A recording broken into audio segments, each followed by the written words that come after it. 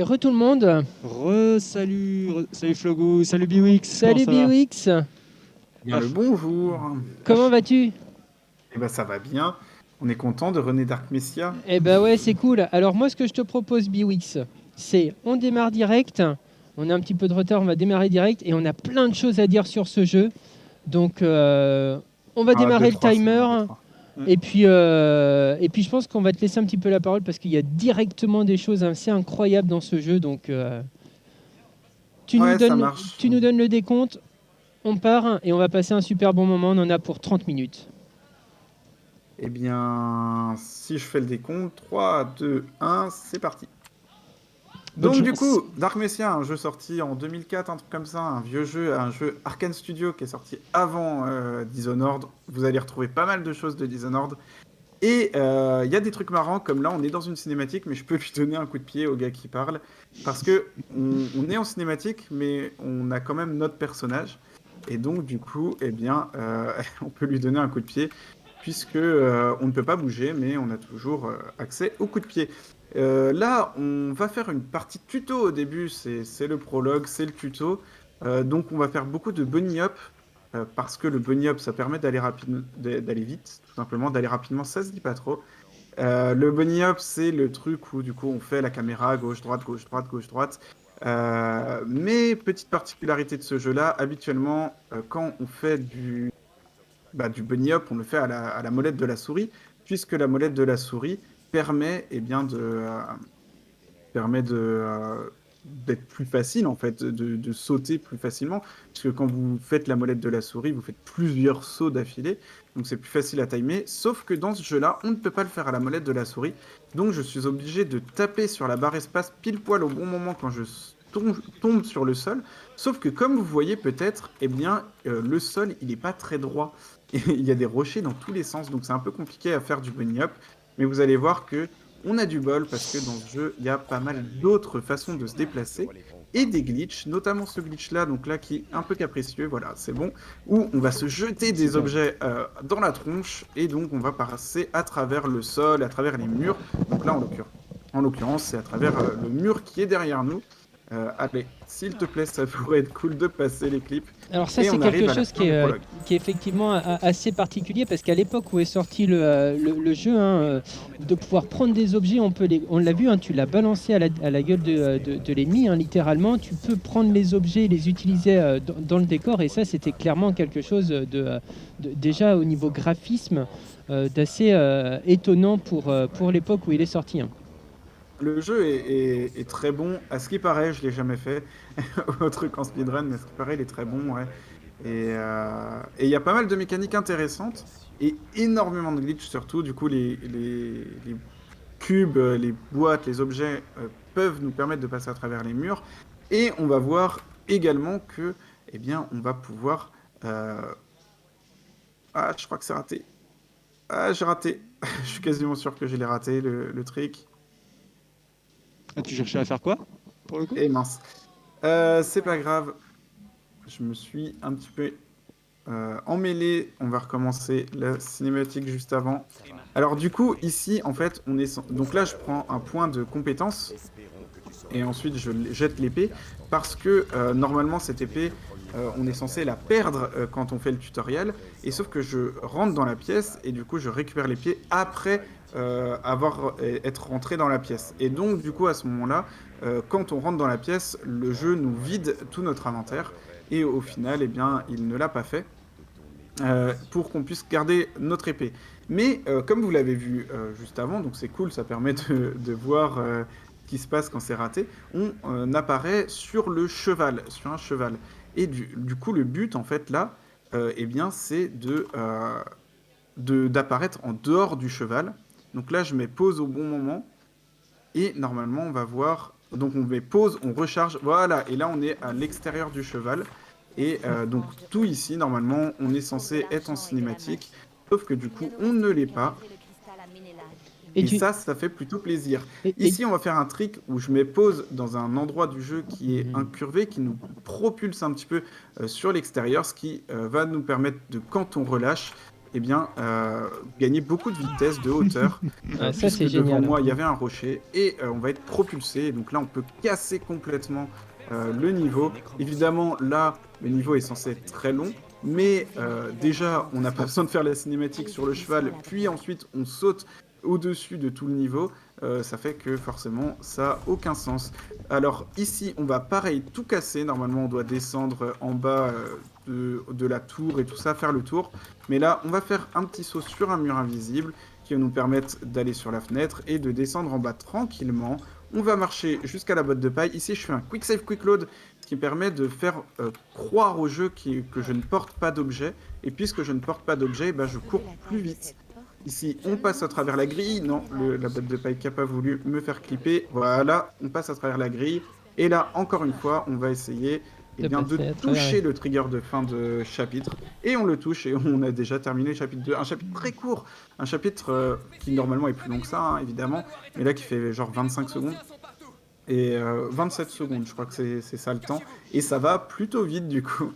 Ah bah, Ouais, c'est assez Là, on va donner incroyable. un petit coup de pied au bot Alors, qui nous dérange. Clairement, on a Biwix, besoin d'aller chercher les dagues. Donc, il nous tu as pas dérange. précisé, tu l'as fait une fois Biwix, mais tu as le dag, le dag boost en fait. On l'a vu tout à l'heure, tu as donné un coup de dag et du coup ça Ouais, t'a fait aller beaucoup plus vite.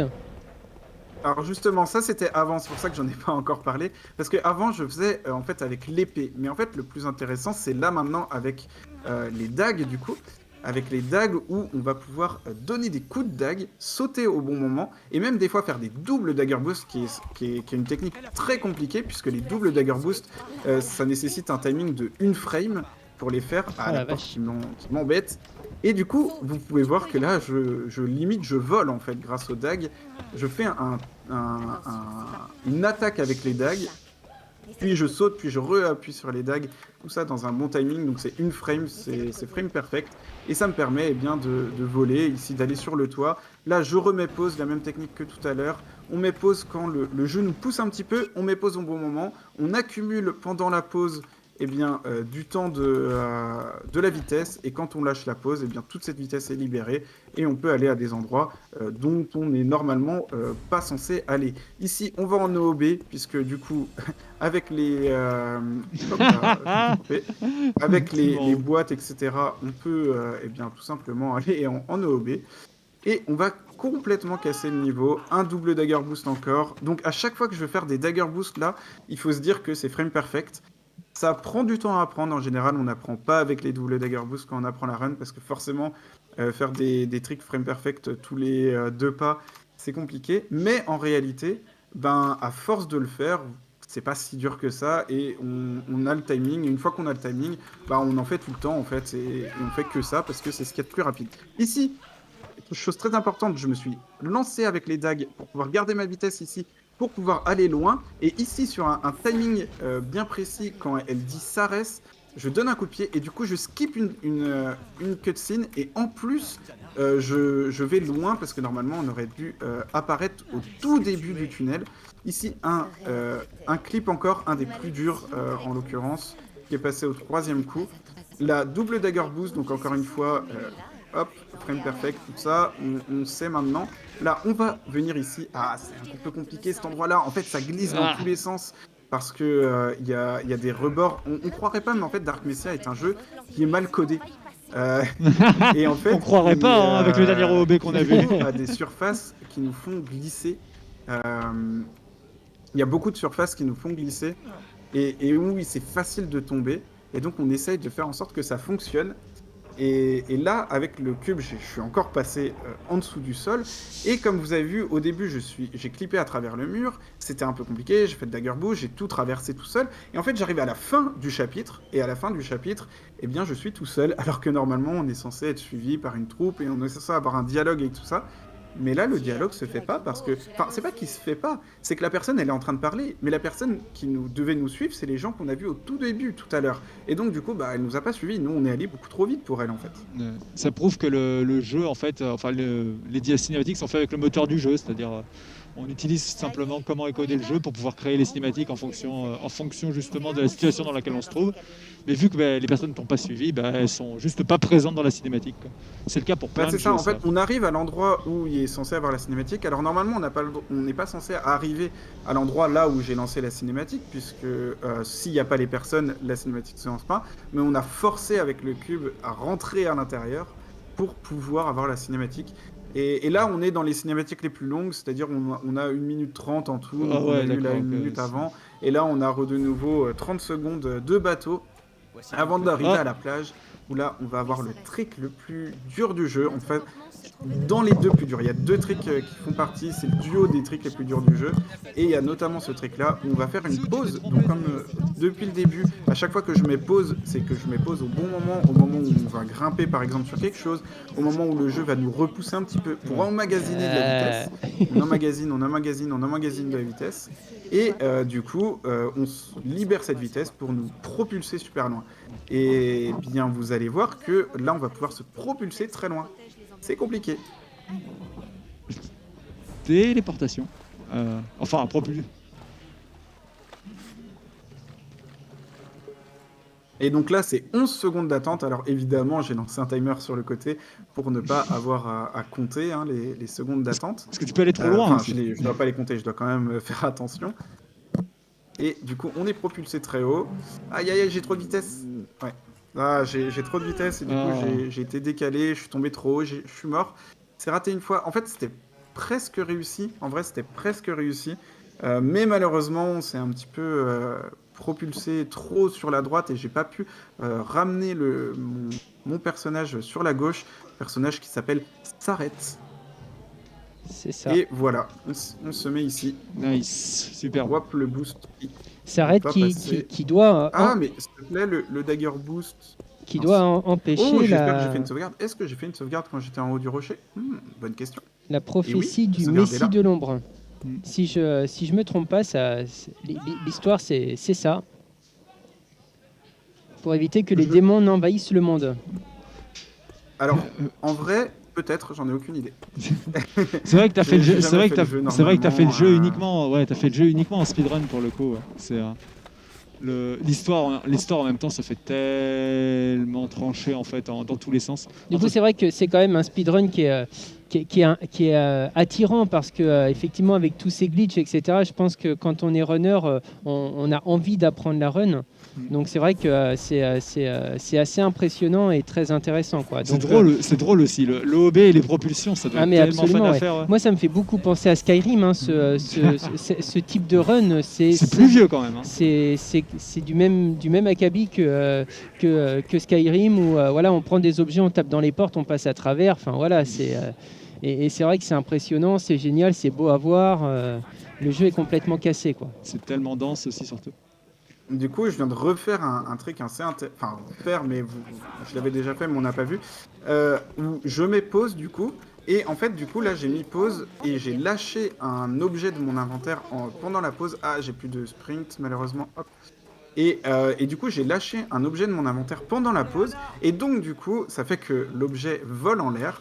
Et ce qui me permet derrière de me caler grâce à cet objet-là et un baril pour pouvoir traverser la grille et passer au travers. Alors il y a un nouveau trick qui existe pour skipper toute cette phase-là que je ne fais pas tout simplement parce que je n'ai pas envie. Il faut savoir que Dark Messiah est un jeu très dur en speedrun, mais où les records du monde sont jamais optimisés parce qu'on a la flemme et qu'on aime bien faire des routes qui ne sont pas optimisées juste parce qu'elles sont plus jolies, des fois plus dures. Alors il y a une catégorie qui existe par exemple qui est double dagger boost only.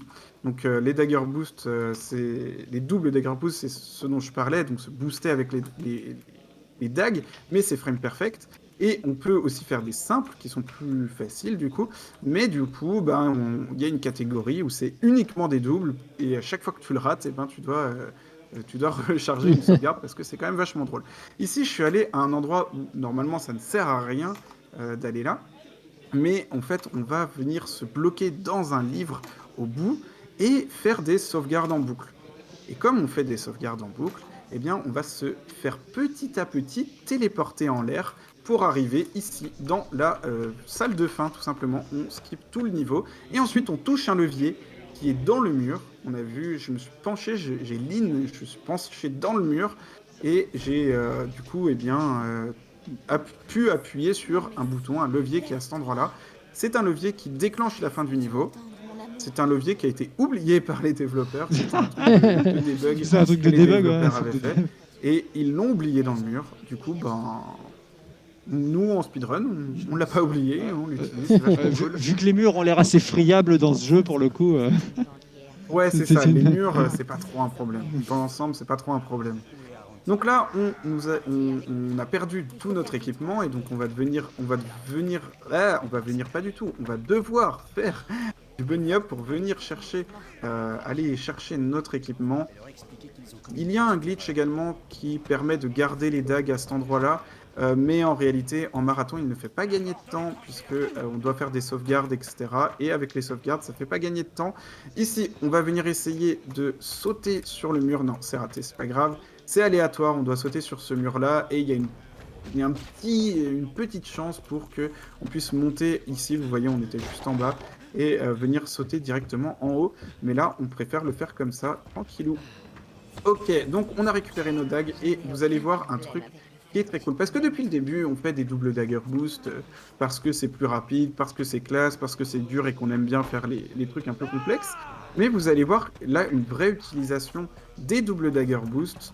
En vrai, il y a déjà eu d'autres endroits où il y avait vraiment besoin d'un double dagger boost. Mais notamment là, on va taper sur le rocher pour venir rebondir en haut ici. Ah C'est un truc qui est oui. très Superbe. compliqué. Il n'y a pas énormément de gens qui le font parce que c'est très dur.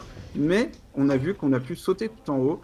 Normalement, on est obligé de tuer le cyclope. Mais là, on peut monter tout de suite en haut grâce au dagger boost.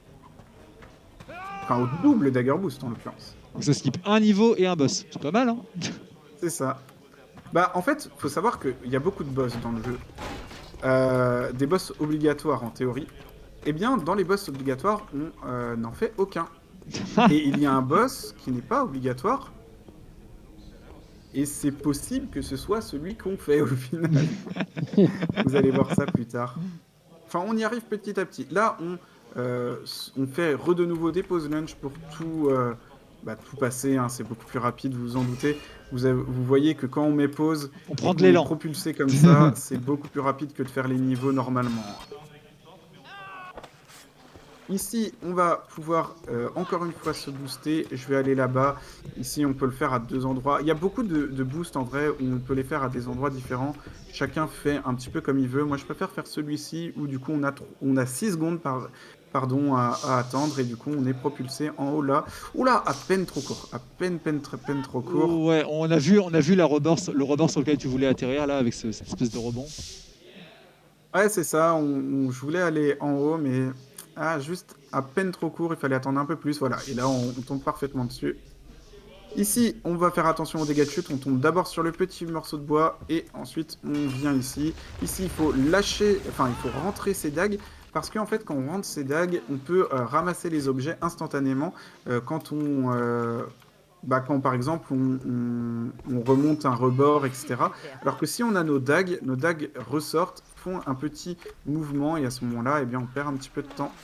Donc c'est des toutes petites optimisations, mais que je fais depuis le début. Et là, 12 secondes d'attente, c'est le plus gros pause lunch, un pause lunch vertical, parce que vous voyez que je suis en train de viser un petit truc devant moi, et bah c'est pour taper dedans et me propulser en l'air. Ah, Oula, d'accord. c'était mauvais.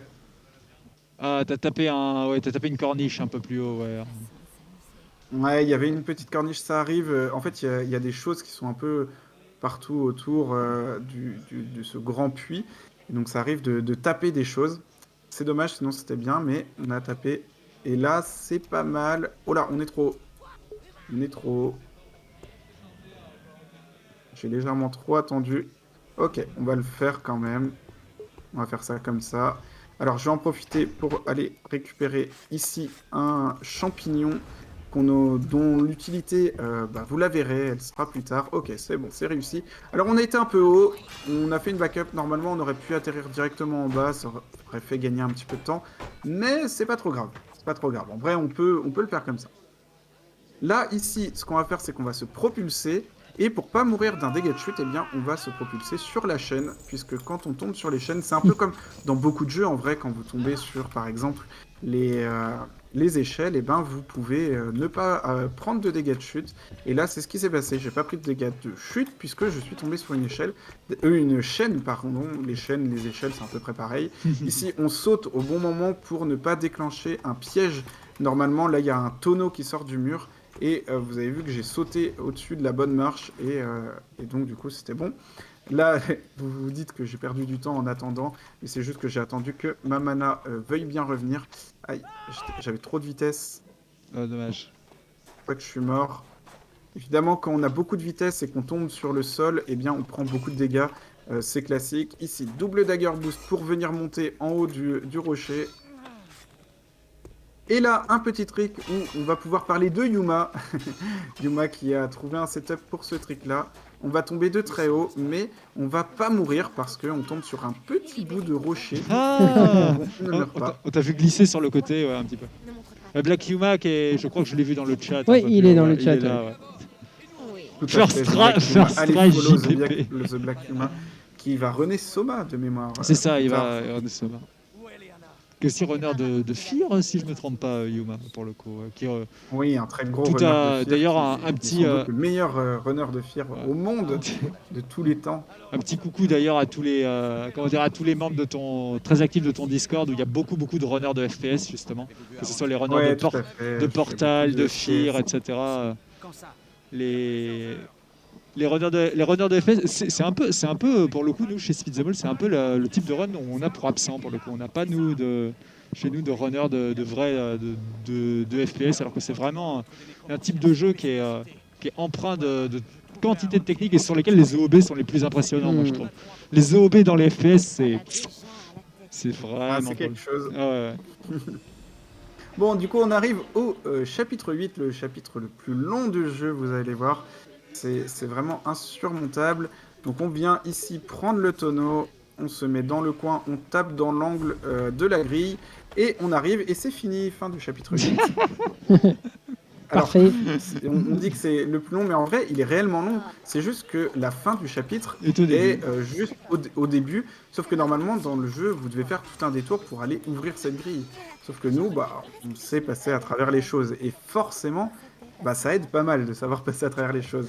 Ici, on va faire attention. C'est très dangereux. Au-dessus de l'échelle, eh bien, il y a un petit trigger qui nous déclenche un dialogue d'une trentaine de secondes. Après, il y a plein de méchants qui arrivent et tout. Et donc là, on a voulu sauter pour éviter, du coup, de toucher ce dialogue, pour pas qu'on nous parle. En fait, on n'a pas envie qu'on nous parle. Ici, j'ai mis un champignon qui vole en l'air pour me booster et pour pouvoir aller de l'autre côté. Et super. Ah oui. Sans toucher le sol. Incroyable. Et c'est parfait. J'essaierai de faire Là, ça aussi on va avec un faire champignon de quelque chose Paris. qui va être timé, donc il va pas falloir se rater. Donc, et c'est très compliqué parce qu'il est un petit peu aléatoire le clip du début. Donc ici, on arrive et vous allez voir que normalement, on est censé attendre dans cette phase-là. On est censé attendre pendant qu'on nous parle pour au final que lui, il ouvre la porte. Mais nous, comme vous vous en doutez, comme je le dis depuis le début, les murs, c'est pas vraiment un problème. Donc, on va prendre cette botte de paille. Alors là, c'est possible que je récupère... Voilà. Que je recommence quelques fois parce que justement, comme je vous disais, celui-là, il n'y a pas vraiment de setup, c'est un peu aléatoire. Et du coup, on vient se booster ici et on voit ce boss-là qui est justement un boss qui n'est pas obligatoire et qu'on n'est pas censé pouvoir tuer puisque, ben, oh là, mince, j'ai fait n'importe quoi, je sais pas pourquoi j'ai attendu à l'infini là. Et donc du coup on n'est pas censé pouvoir le tuer, sauf que même avec notre épée d'entraînement, je viens de faire un glitch qui permet de taper plein de fois avec l'épée, de faire des coups chargés, et même si c'est l'épée d'entraînement, celle vous vous souvenez du prologue qu'on a récupéré, eh bien ça a suffi pour tout simplement tuer le boss, un boss qui est normalement non obligatoire. Et ensuite on va revoir eh bien, Percy qui était là au début, avant que eh bien, il puisse passer à travers la porte. Et donc du coup c'est pour ça qu'on était timé, il fallait aller très vite pour que surtout il ne sorte pas de la porte avant qu'on ait tué le boss. Enfin je sais pas si ça a été très compréhensible, mais en gros... Oui, vas-y, continue, Biwix. En gros, il fallait tuer le boss très vite pour pas que Percy sorte de la porte, pour en fait tuer avant qu'il sorte de la porte. Et le truc, c'est que pour sortir de la porte... Ah mais oui, je m'étais trompé tout à l'heure, c'est pour ça. Je m'étais trompé de pouvoir, c'est pour ça que je manque de mana depuis le début de la run. Pas Ah. très grave. Enfin, de stamina. Et donc du coup, là, on fait un gros saut. On utilise le bouclier, donc c'est le pouvoir que je viens d'acheter qui nous permet eh bien, de ne pas prendre de dégâts de chute, enfin de ne pas prendre de dégâts tout court, mais encore mieux de ne pas prendre de dégâts de chute, puisque en vrai les dégâts des ennemis, vous avez bien vu, c'est pas vraiment un problème pour nous, c'est plutôt les dégâts de chute qui sont un vrai problème.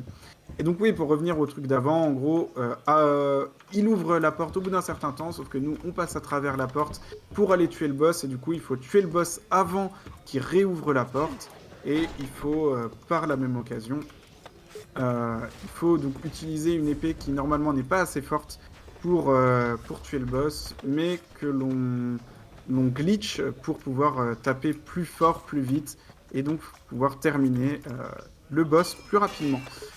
Ok, du coup là je viens de faire un double dagger boost pour revenir sur ce rebord ici, reprendre la botte de paille que j'ai lancée au début et récupérer cette botte de paille qui va nous servir dans le niveau d'après. Ça, c'est cool que ça Assez te... complexe.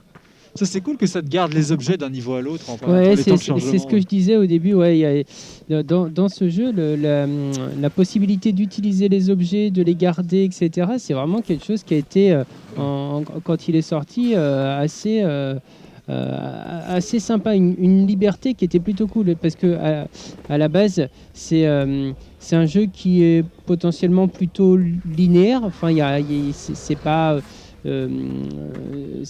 Voilà, on finit les chapitres, il y a une mission à faire. Voilà. Par contre, c'est clair que sur tous les aspects design graphique et l'utilisation des objets, on a une liberté qui est pour le coup là énorme. Commence. Pas mis le bon truc.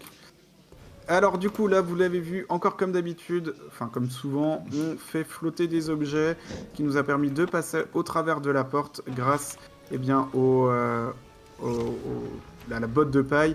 Il y a un gros débat, on dit botte de paille, botte de foin, meule de paille, meule de foin, enfin bref. Et du coup on est passé à travers le portail et là on passe à travers la grille. Là c'est juste pour gagner du temps parce que la grille on peut aussi juste tourner une petite valve. Et on n'a pas tué le boss d'ailleurs, qui est normalement Oui, obligatoire. on l'a vu voler là un peu plus haut, ouais, pour le coup.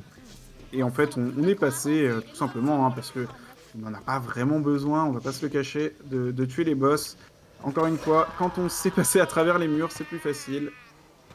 Alors là, on va arriver sur un trick assez compliqué, enfin un double trick assez compliqué. Tout d'abord, on va essayer de venir sauter ici, c'est raté, c'est pas grave, on va réutiliser le petit champignon pour faire une petite marche. On va se construire un escalier. Hop, ah, s'il te plaît, monte sur le champignon. Et là, on va faire un dagger boost. Et assez complexe. Là, je me suis tapé la petite pierre sur le côté. Assez complexe parce qu'en fait, il va falloir passer dans le trou et agripper le rebord. Parce que du coup, on passe à un chapitre d'après et il faut agripper le rebord. C'est réussi du premier coup. C'est vraiment génial. Ah oui, Et GG. je vais utiliser la potion, une potion, pour bien, passer bien, en OOB. Je vais faire 15 chargements comme ça d'affilée Ah pour oui, aller en OOB. pour encore une fois en fait toucher un checkpoint qui est plus haut, c'est ça, parce que tu montes en fait au fur et à mesure à chaque sauvegarde que tu fais, c'est ça. C'est ça, en fait, à chaque fois qu'on fait une sauvegarde, on va monter un petit peu, et du coup, c'est pour ça, on s'est bloqué dans le... En fait, on s'est bloqué dans la potion pour que le jeu, quand on fait des quick save, quick load, ils se disent « Ah, mince, il est dans une potion, je vais essayer de le mettre un petit peu plus haut pour l'enlever de la potion. » Sauf que plus haut, il y a un plafond. Et donc, du coup, quand on est dans le plafond, le jeu dit « Ah bah attends, je vais encore recommencer. » Et du coup, ben... ah, raté. Je suis encore un petit peu dans le sol, il faut encore en faire quelques-uns. On a vu des Et du coup, il se dit « Ah bah attends, t'es dans le sol, bah attends, je vais encore te monter, jusqu'à ce qu'on soit complètement en OOB au-dessus du sol. » Et voilà, on est totalement en OOB. Donc là, on va sauter sur des murs invisibles. Il faut savoir où ils sont, mais parce que on les voit pas, vu qu'ils sont invisibles, c'est le concept. Là, je saute sur des murs invisibles. On va essayer de faire des dagger boosts pour venir ici, paf, se bloquer là, et tout skipper tout le niveau et de nouveau faire des save load pour encore une fois se refaire téléporter à l'intérieur du niveau et terminer ce chapitre. Alors c'est assez simple comme ça, vu quand on passe super vite. En réalité, il y a des murs invisibles et des trous un peu dans tous les sens. C'est une phase qui est très très dure à apprendre au début. Mais en fait, c'est un peu tout ce jeu, hein. Ce jeu en entier, c'est très dur à apprendre si vous voulez faire les strats optimisées. Mais au final, en vrai, après, bah, ça se fait. Et une fois qu'on l'a dans les doigts, ça se perd pas trop. Et ça, c'est plutôt cool. Et on arrive au boss final. Le boss final que on va pas trop respecter. Allez, un petit coup de pied, casse-toi de là. Et on va appuyer sur le crâne. Et c'est fini, c'est le time.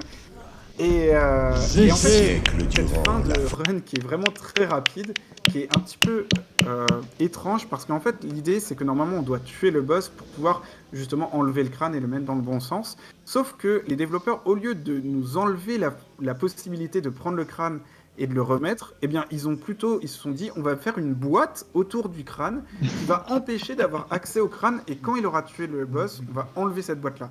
Sauf que du coup, si on se met en dessous, eh ben, il y a un petit endroit où c'est possible tu peux toucher le crâne. D'avoir accès au crâne. C'est ce qu'on a fait. La mauvaise idée de mettre un mur, tu sais, pour bloquer un trigger, vu la quantité de murs. Un mur pour bloquer un runner, en général. Sur ce jeu-là, c'était pas franchement une bonne idée. Ça marche pas. C'est tellement dense comme run, il y a tellement de techniques à expliquer. Merci beaucoup BWX pour toutes les explications de toutes les techniques différentes. C'est vrai que là, imagine, tu vois cette run sans explication ou sans commentaire. Ah ouais, tu comprends rien. Tu comprends pas grand-chose, effectivement. C'était ultra Après, c'est cool aussi, des fois, des runs comme ça, juste tu te dis, oh, il se passe n'importe quoi. Ouais, mais c'est sûr. Un bon coup. C'est sûr. Après, évidemment, il y a énormément de techniques que j'ai pas expliquées. On est allé vite, ça a été. Bon, j'espère que ça vous a plu, surtout dans le chat et tout ça. Super. Mais cool. forcément, c'était expliquer les choses un peu basiques, entre guillemets, de la run, les moments un peu de tension, les tricks qui sont plus durs que d'autres, etc. Mais c'est vrai que c'est une run où. Mais c'est un moteur, hein, puisque de base, c'est le moteur source, qui est excessivement complexe. Et bah, si vous avez envie, il y a plein de choses qui existent, de choses très complexes dans ce jeu. Et c'est vrai que, comme je l'ai dit un petit peu à un moment, dans Dark Messiah, la communauté, elle s'amuse beaucoup. Et les runs ne sont pas forcément optimisés. Le record du monde est battable largement. Mais en fait, il est extrêmement dur à battre. Non pas en soi parce qu'il est très optimisé, mais parce que la run est très compliquée. C'est une run qui est très dure. Et il y a beaucoup de choses qui sont faisables. Après, typiquement, il y a une technique qui fait gagner 1 minute. Sur la run, mais qui nécessite de faire 150 chargements d'affilée, et donc d'avoir un truc genre 4 minutes de temps de chargement d'affilée, et autant dire que les gens ne la font pas, et c'est très bien, parce que le but c'est un peu de s'amuser, et de montrer que cette run elle est vraiment très cool. Après, quand je dis pas optimisé, on se comprend, hein, c'est quand même très optimisé, ça va très vite. C'est juste que en soi, on pourrait faire des trucs vraiment très débiles avec les temps de chargement, justement. On pourrait se mettre souvent dans des endroits, faire des chargements en boucle, jusqu'à la fin, mais c'est pas très drôle, et du coup, on le fait pas trop. Ça marche. Non, mais c'était vraiment génial. Merci pour toutes ces explications. Fait ça. Vous n'hésitez pas en fait à faire ce point exclamation runner dans le chat si vous voulez suivre BWX sur sa chaîne. Quant à nous, on va enchaîner immédiatement avec le setup de la prochaine run. On vous laisse. Dans 10 minutes, on revient avec la run suivante. Si je me trompe pas, c'est un showcase sur Project Diva. Sur ce, à tout de suite. Ciao. Bye.